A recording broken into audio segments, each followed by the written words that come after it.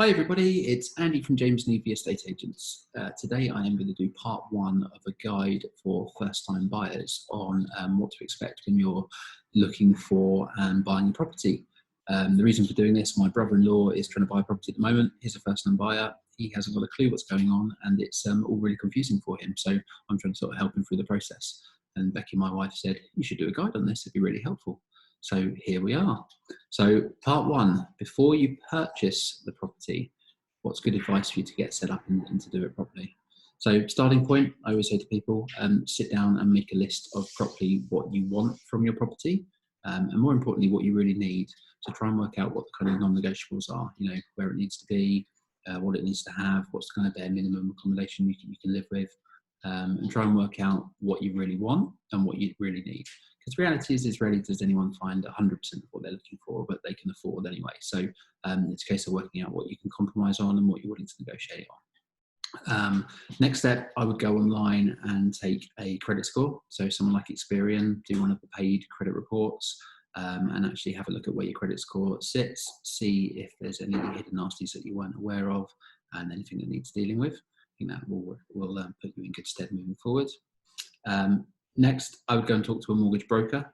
Lots of people will talk to their high street banks, and I think that's a good starting point, but I'd also go and talk to an independent mortgage broker. They are well worth their expertise because they can go out to the whole of the mortgage market and they can give you really good guidance on, you know, what are your options, how much more deposit you need to save, look into things like help to buy schemes or shared ownership schemes. You know, mortgage brokers will really be able to drill that down for you in terms of what's involved, what money you need, where your income needs to be, how your credit score impacts it. You know, they are really, really good sources of valuable information, especially in the early stages. From there, once you kind of know where you want to be and what your kind of rough budget level is and what you can spend, I'd go and start talking to estate agents. You can do it online if you really want to and not talk to anyone, but actually, ideally, I'd say go and actually talk to the estate agents. Make sure that they know what you're looking for and what you can afford, because actually what you'll find is that really good proactive agents will let you know about properties before they hit the market, so you can try and get a leg up before they hit the online market, and sometimes things can get quite competitive. So go and talk to the local agents and see what they say and see what they've got to offer for you. Once you find the property, the next sort of scary step is making an offer and trying to work out what that offer should look like and where you should pitch the price. Worth remembering, good estate agents like me, we work for the sellers. So whilst we're there to sort of help and inform you, our job is to try and get the best deals we can for the sellers. So always bear that in mind.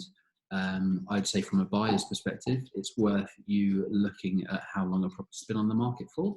So if something's literally just come to the market or you're getting a sneak peek before it hits the market, chances are the owners aren't going to be very flexible on the price. So you might need to pay a little bit more to the asking price or even the asking price to get it if you really want it. If a property's been on the market for, say, more than 3 months or over 6 months, then you would hope that there'd be a bit more flexibility. Maybe you can be a bit more flexible with your offer.